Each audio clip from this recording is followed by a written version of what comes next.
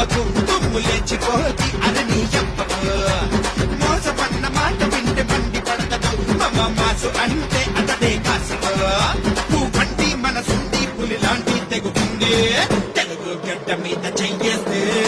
తెగబడి వస్తాం తలలే తెగ నరికేస్తాం తెలుగోటంటే నీకు చూపించేస్తాం తెగబడి వస్తాం తలలే తెగ నరికేస్తాం తెలుగోటంటే నీకు చూపించేస్తాం